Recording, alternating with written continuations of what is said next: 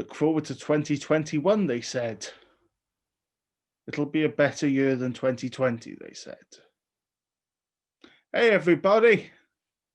Welcome back to Why Is This a Podcast? I am your host, Kerean Watts, and Happy New Year.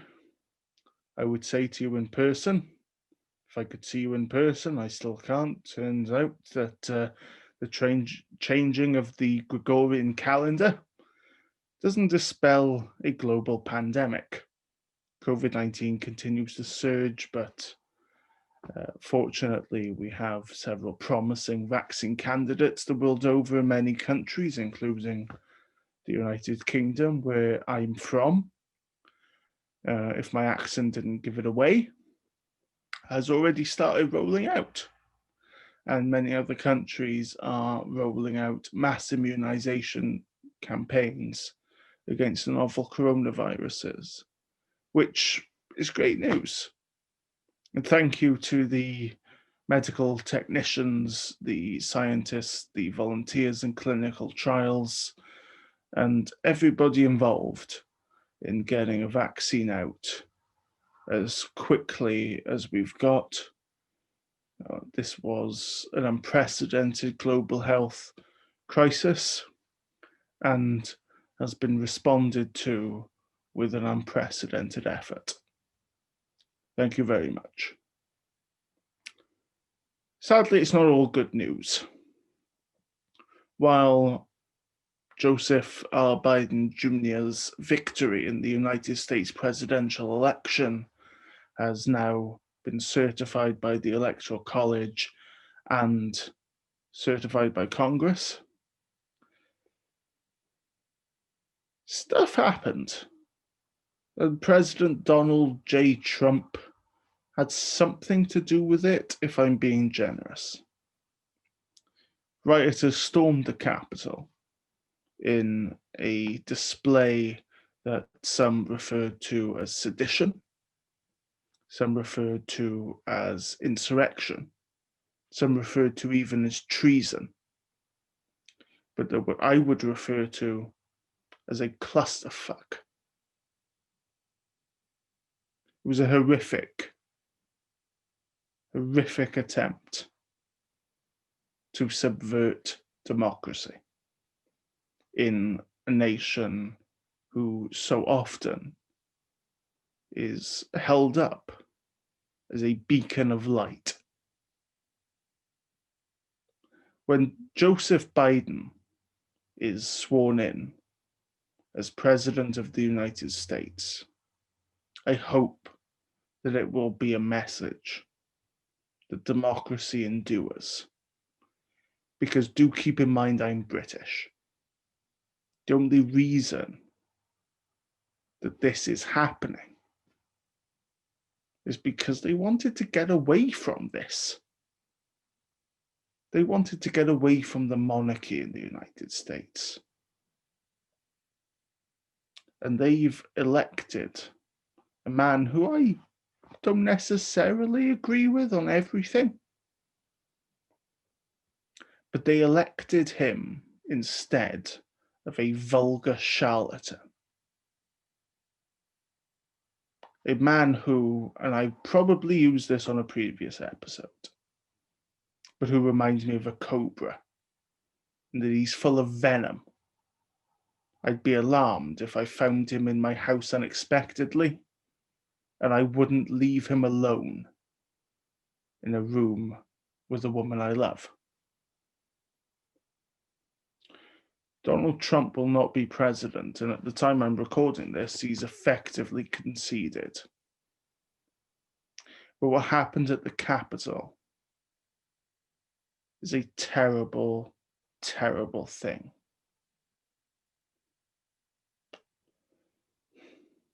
When he was asked in the first presidential debate with President-elect Biden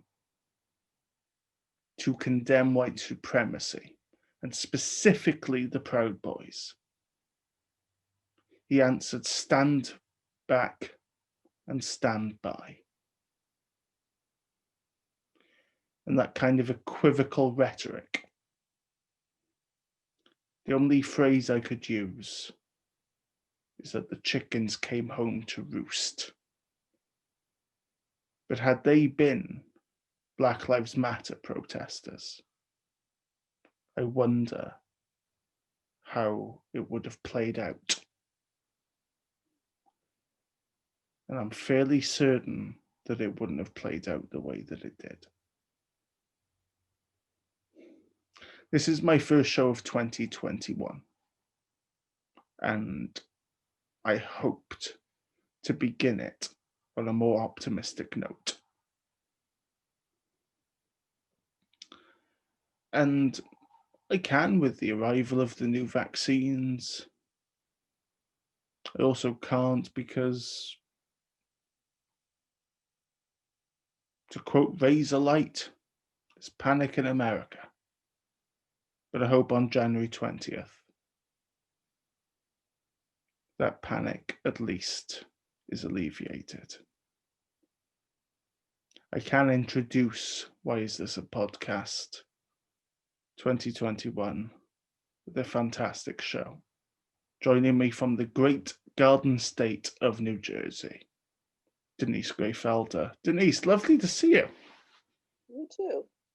Thank you. Denise, you were my first ever guest. Yes, that's right. And What an honor. well, my first guest of 2020, my first guest of 2021. There you go. I'll see you in 12 months or 11 and a half for the next one. Don't do me dirty like that, you know. So I just alluded to the chaos at the Capitol, which we're going to talk about, I'm sure in more depth. But first of all, I just want to ask you, how's COVID with you? How's lockdown? How are you and your loved ones? Well, thank you for asking. All of my loved ones that I'm aware of are healthy and have not contracted COVID, so that's wonderful news. My mother-in-law is 97 years old and has 4 different caretakers coming in and out of her house and has never contracted COVID. So that is a huge, huge blessing. And on the other side of the spectrum, my little guy, who is 28 years old, and clearly surrounded by lots of people in Los Angeles that are COVID carriers, is also not come down with anything. Thank you, Jesus. And everybody in between, my daughter, my husband, my brother and his family, and my nieces, everybody is cousins, the whole bit, good friends, everybody's good. So I'm blessed. I mean, as am I. I mean, as some members of my family, extended family, have contracted it, but so far, nobody's suffered any severe complications or passed away. That's good. Obviously, the vaccine, a lot of people approach as a pancreas.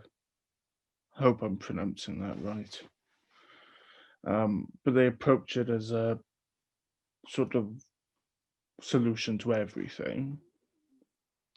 Obviously, there's going to be lasting effects. Are there any lasting effects of the pandemic that worry you more than others? Good question. Well, at the moment, I think it is in the vaccine realm. I'm at least in this country, I'm very worried that we will not. Each state has their own set of goals and their own ways of managing them. But I'm worried and that means there are also different percentages. Some states say that they want to get 75% immunity, some say 80, so that differs. And clearly it makes a difference in terms of the size of the population.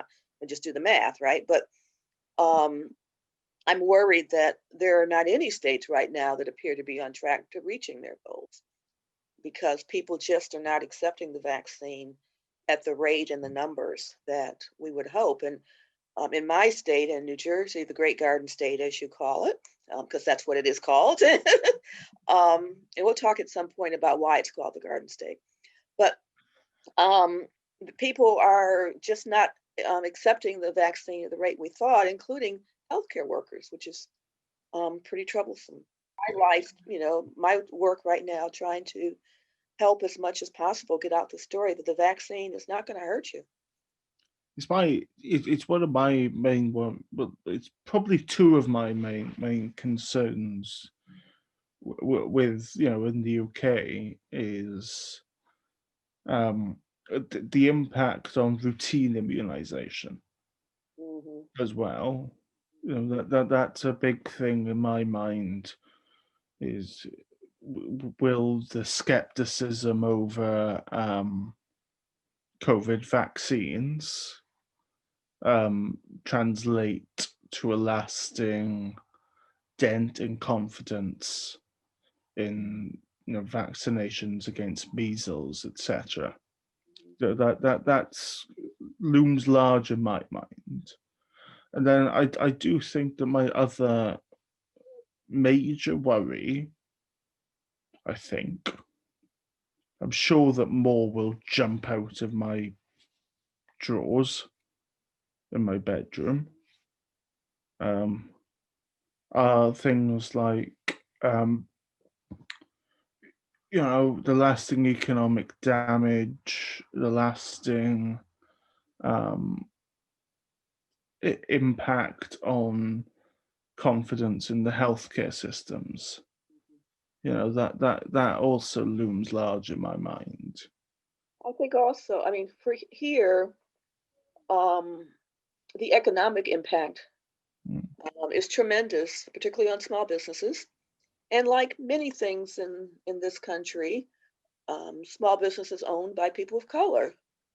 They tend, the people open their businesses in neighborhoods that they're familiar with. Makes sense, right?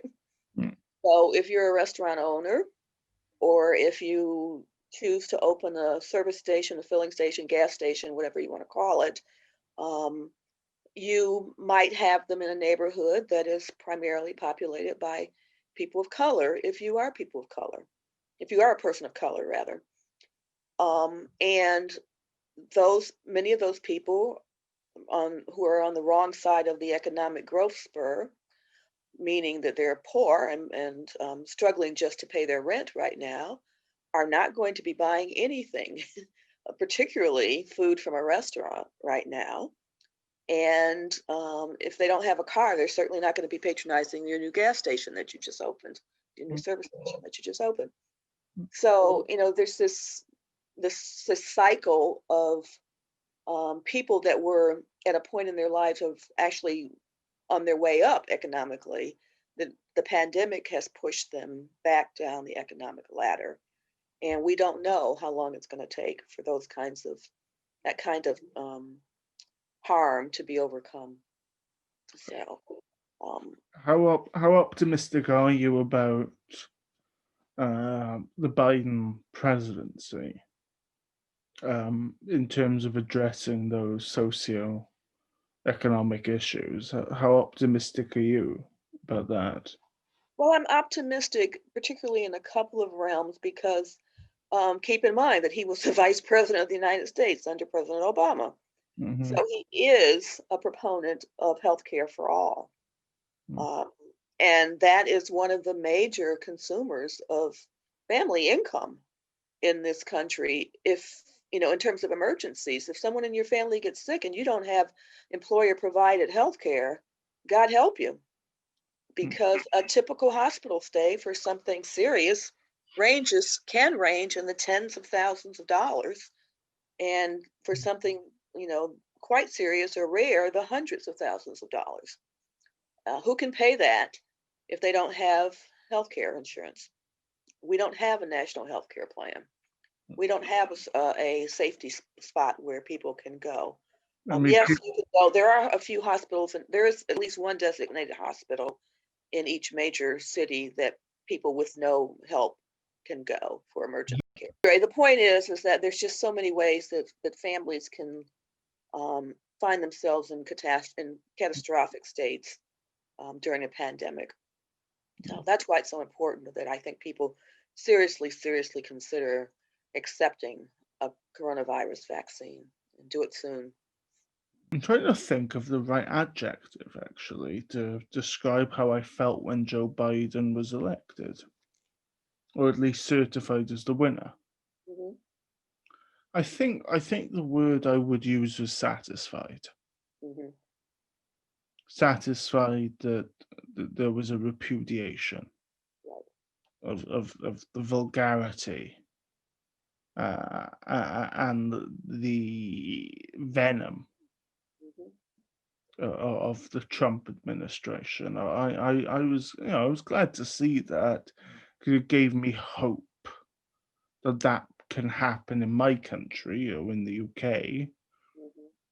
where it's like the Conservative Party in the UK. For me, don't get me wrong, I'm not far left by any stretch of the imagination. I'm saying centre, Hmm. but it was sort of like when Boris Johnson was endorsed as Prime Minister by the UK electorate last year. I was kind of like, oh, here we are, a reward for incompetence, Hmm. idiocy, and not even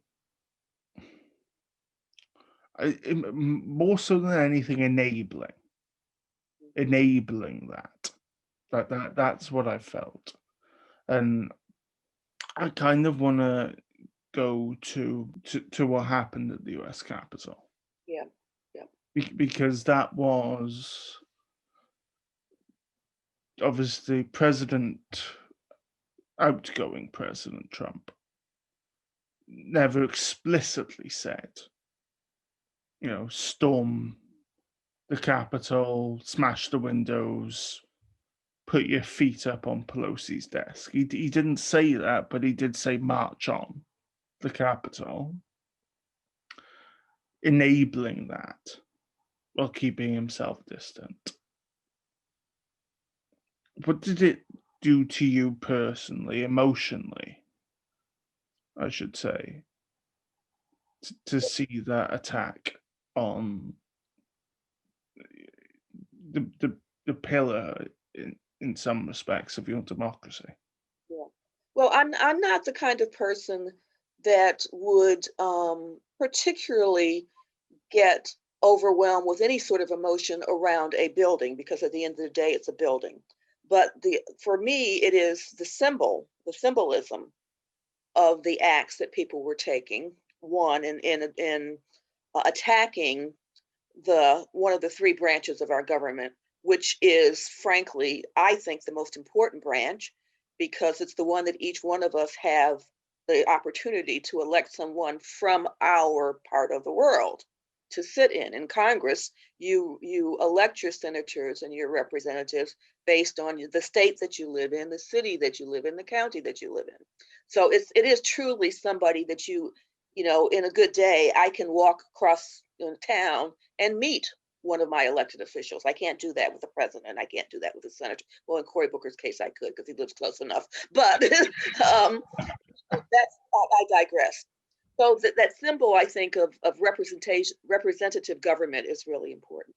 And that was very hard to watch. But more importantly was as an African American and as a Jamaican American person, meaning that, and as a daughter of a Marcus Garvey supporter, and a great great granddaughter of slaves and the whole bit, I was mad as hell because if that had been 2, 3, 400 people that look like me, there Mhm. would have been a lot more than 5 deaths because everybody would start shooting. And people of color would never have been able to even get as close as they got to be allowed to smash windows in the US Capitol, to climb up those very many steps. It's not an easy thing to do to get to the top. And to break into Speaker of the House Nancy Pelosi's office and sit at her desk and leave her a note and put his feet up on her desk and scare her staff, I'm sure tremendously. And all the other people in the House of Representatives that had to cower in place because there was, it's a big body of people. There was not enough time for the security to get everybody out before these lunatics came crashing into their meeting. And it was, I would go stronger than you. President Trump didn't have to say the words, "Go right now to the Capitol and break windows and break in and take over." It was clear his followers knew what he was saying when he said, "Stand your ground." Let them know how you feel. And this didn't get planned overnight. We need to be realistic about that because people came from all over the country. People were in that disruption, that revolt, that riot, for lack of a better word, from all over the country. I think riot's the perfect word myself, but there we are.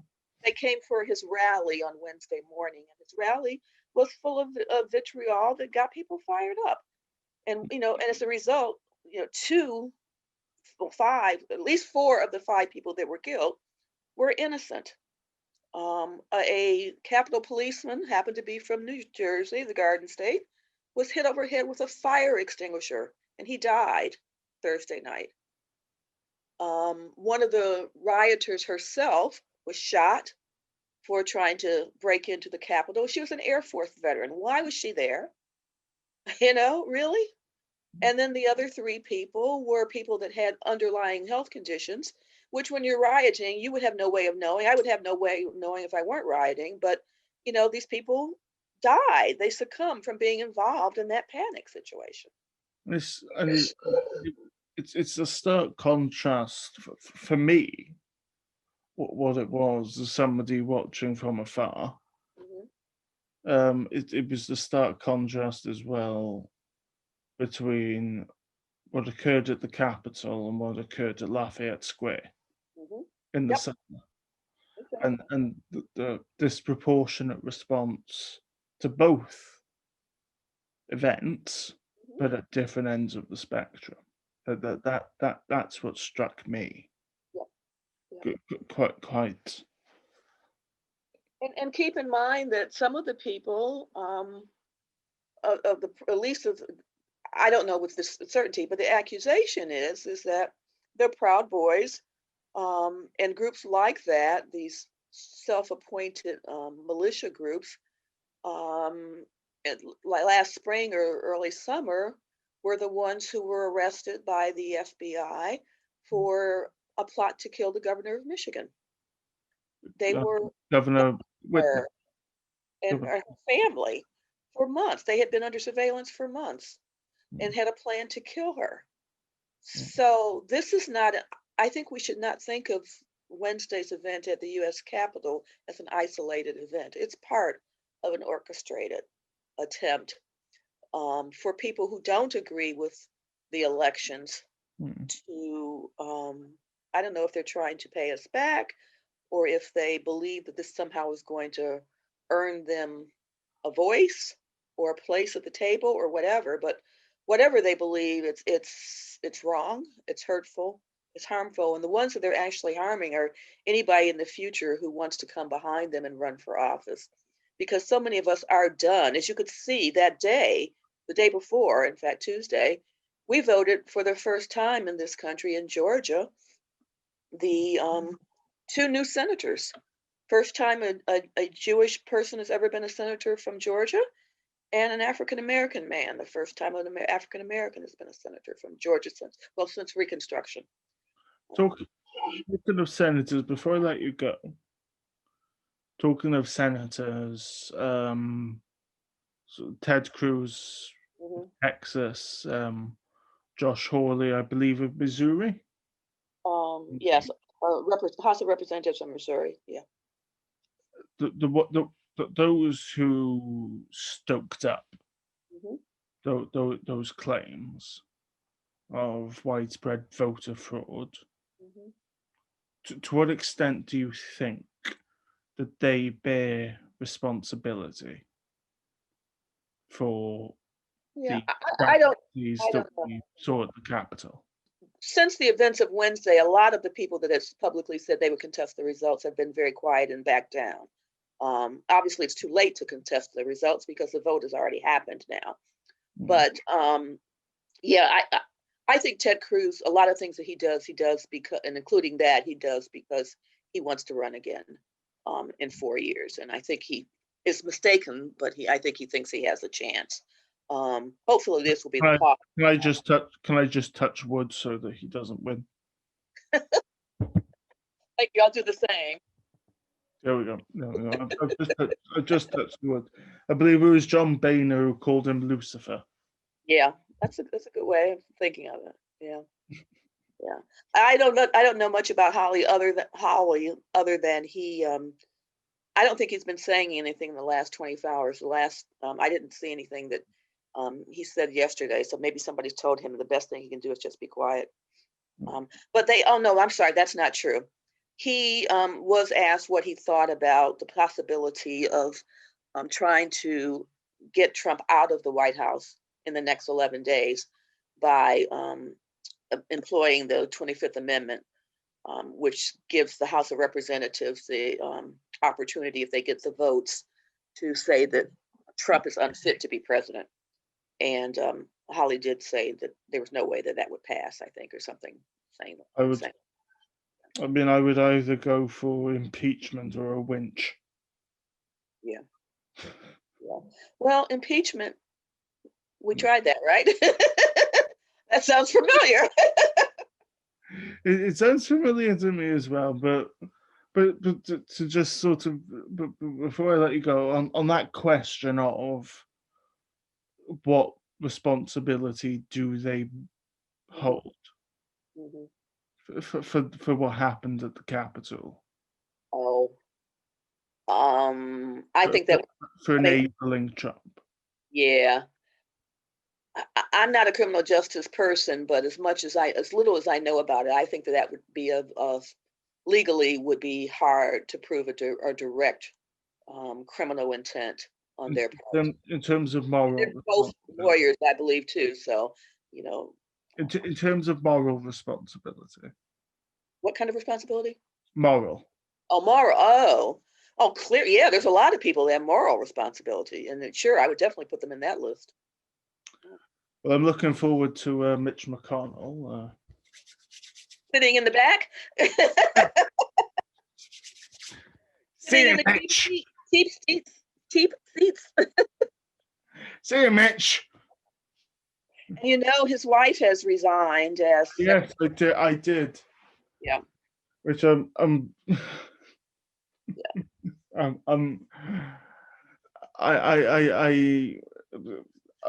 kind of sort of from the perspective of my social life.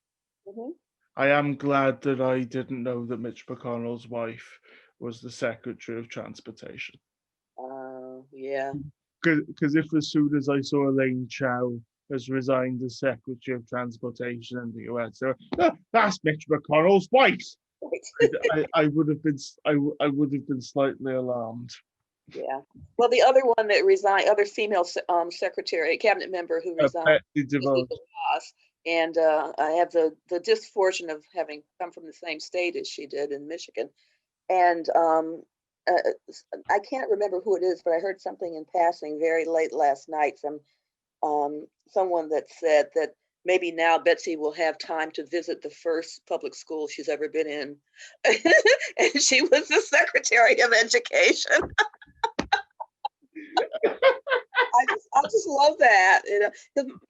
I assume that my theory is that she's been using the pandemic for the last 11 months or 10 months as an excuse not to go visit any real schools. But prior to that, she's a big, kids should pay to go to charter schools because the public schools are useless. And how the hell can you be the Secretary of Education of the United States, where the majority of children in this country go to public schools and never having been inside one? If it makes you feel better, the UK has a very, very similarly inept Secretary of Education. If it is Gavin Williamson, who's an utter well, the word I'd use is dick, but Yeah. he's, he has a when Boris Johnson named Williamson Secretary of Education, my first thoughts did turn to Betsy DeVos. Oh, Boris, I don't think you're like Trump in many respects, but you are in terms of who you're staffing your cabinet with. Yeah, but people always make comparisons between several I um, don't. leaders and Trump, and I don't think there's anybody that deserves to be compared to him. I'm I sorry. no, I agree. That's the thing. I agree with you because Johnson and Trump, I don't think. I think there are similarities, Hmm. but Johnson is different from Trump in several ways.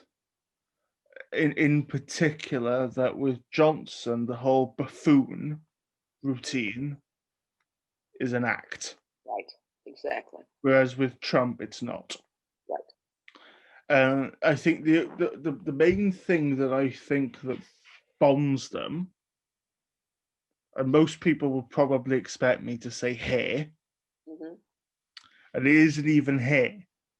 Well, and Boris's is real. Trump's not.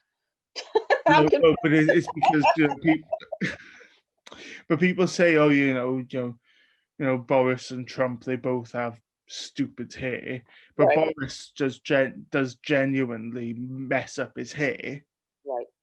as part of his image of this bumbling clown to disguise the fact, to be blunt, that he's a sociopath Hmm. or something like that. Whereas Trump it's just his image in general is that he's an idiot. Hmm. But the thing that I think bonds the two of them together is they both hate their job, Mm. but they stick with it Hmm. to avoid criminal liability. I think that's the main similarity between them. I mean, my hair at the moment, I haven't had a haircut in months, but I mean, mine's sort of fairly lacquered a bit. But if I go, Right. Gotcha. Yeah. Yeah. You look like Boris Johnson now, Kerean. Be careful. exactly, exactly, I'm like rhubarb. Rock side, and you'll be him.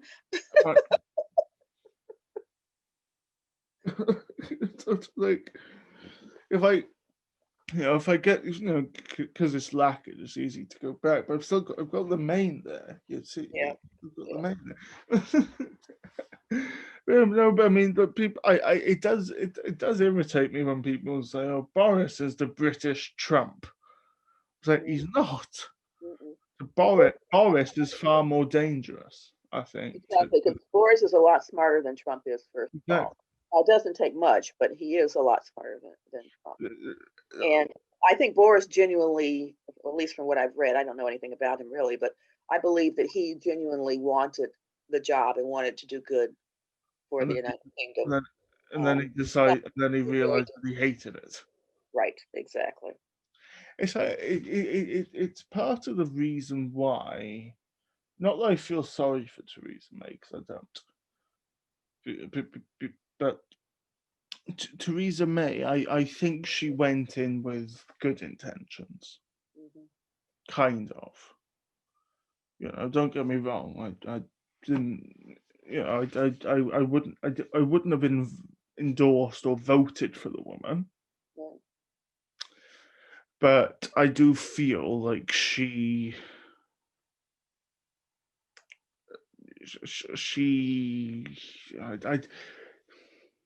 she wanted the job because she thought she'd be good at it.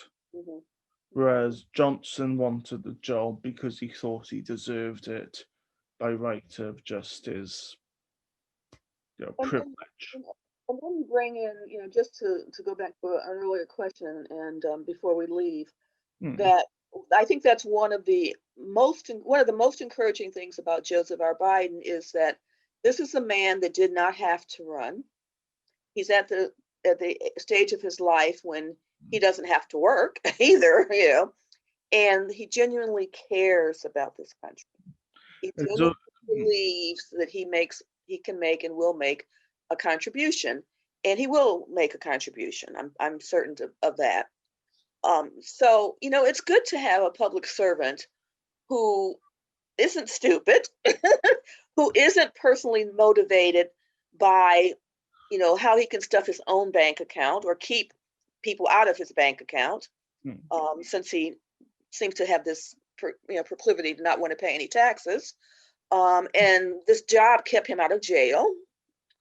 And you're talking about Trump here, not Biden.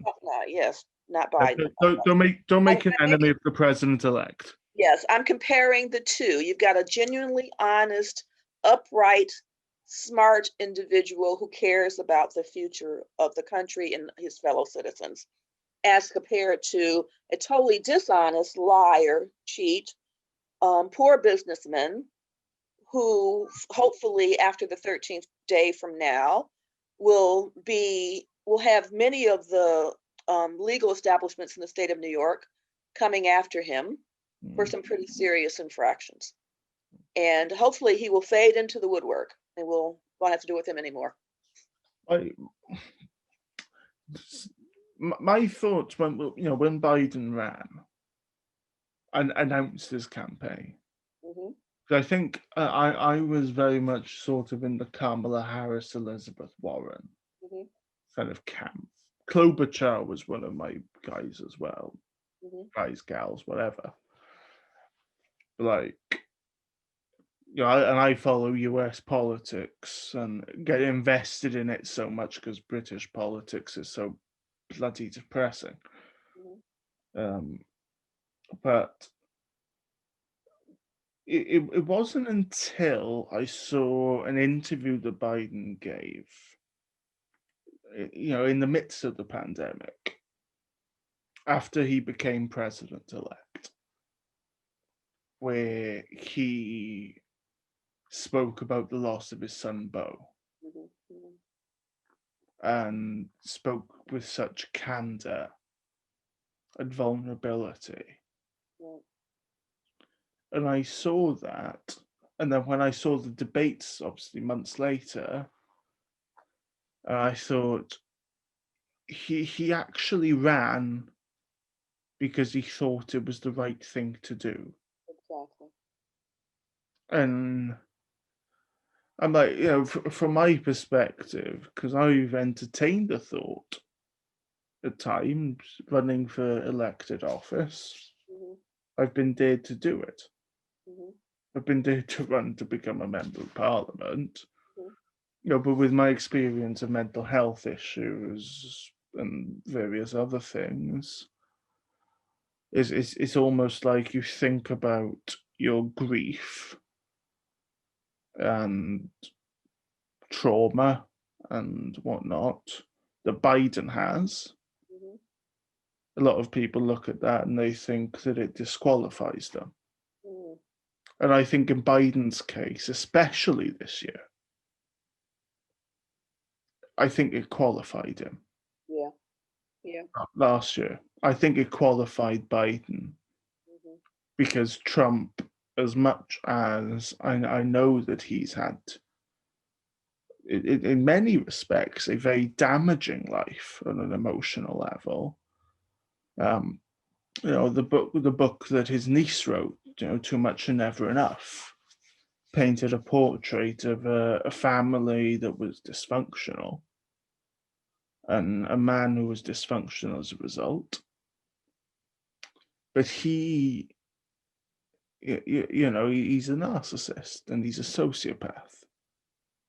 And he cannot grieve, I don't think. Well, I think it's even more basic than cannot grieve. I don't think he can actually get to the state where grieving is required.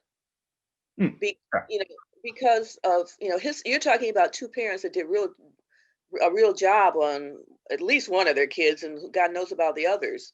It's really quite extraordinary that particularly I think his father the job he must have done to him, according to the niece, as you said. and what Yeah, anything close to him, just how he interacts with people. just watching her talk about sort of the difference between her father, so Mhm. obviously his brother, and Donald Trump.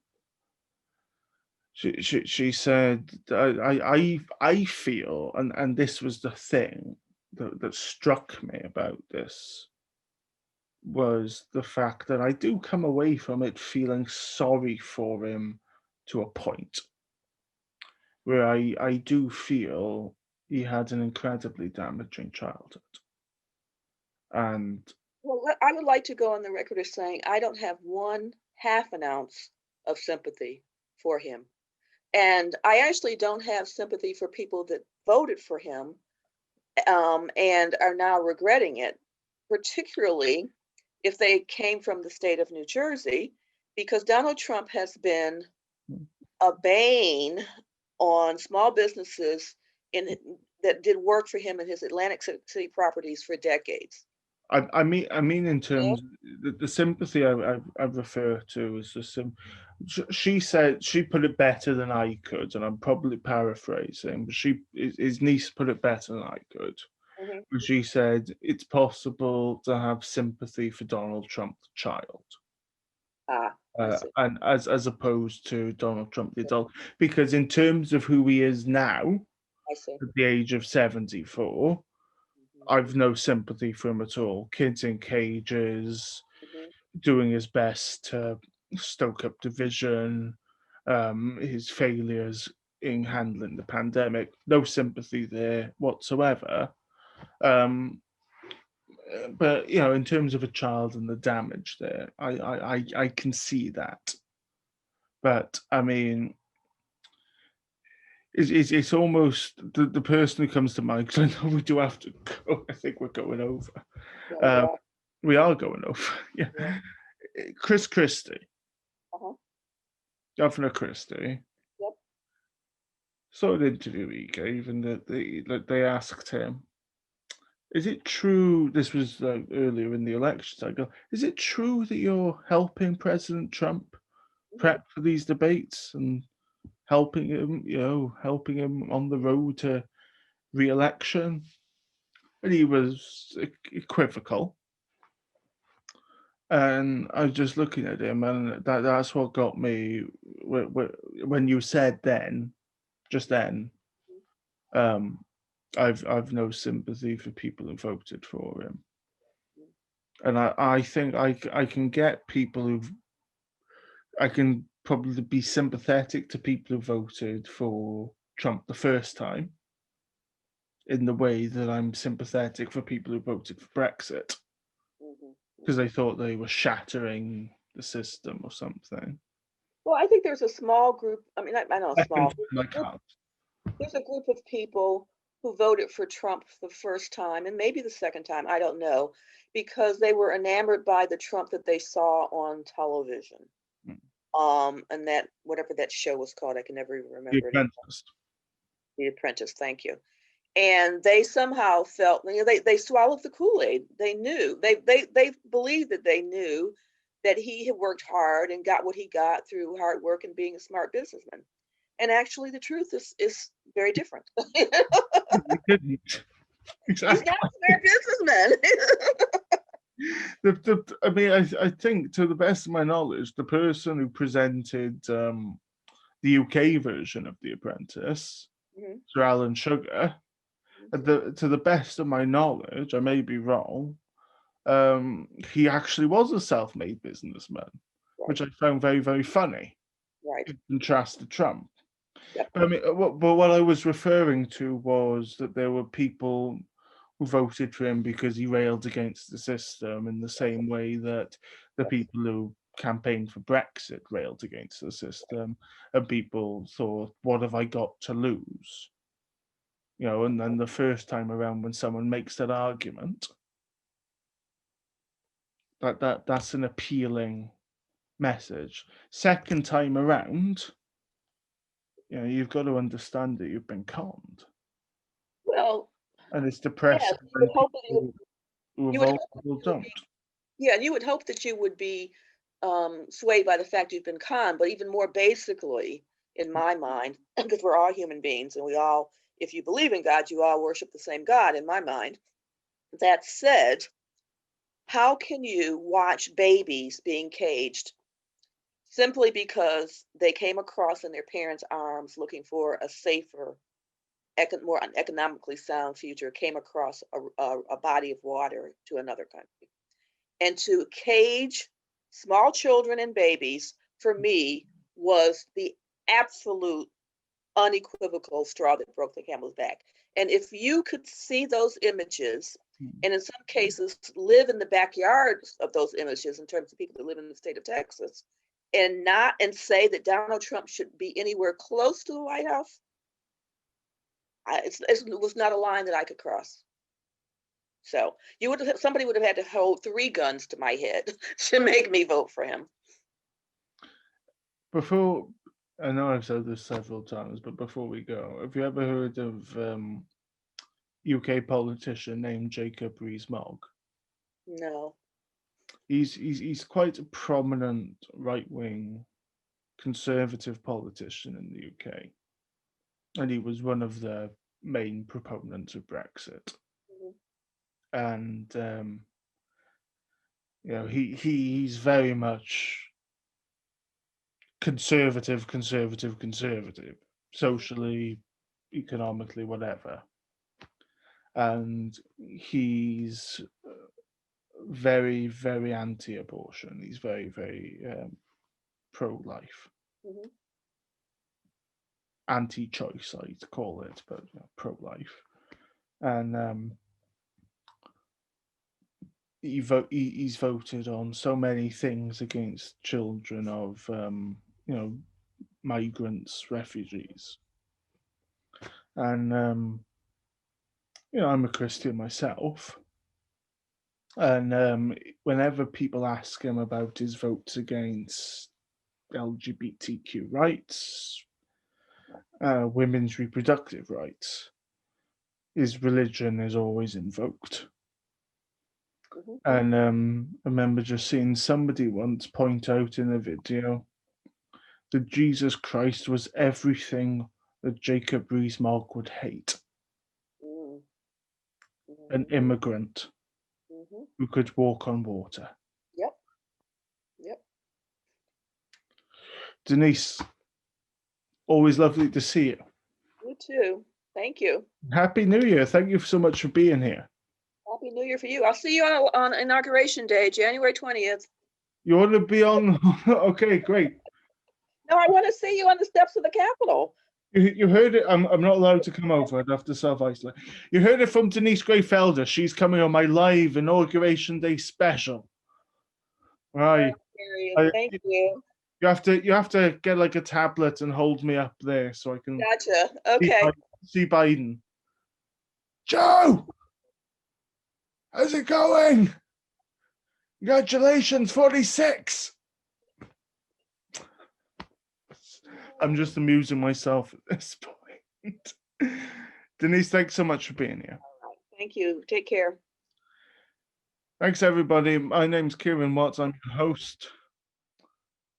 And why is this a podcast? Goodbye.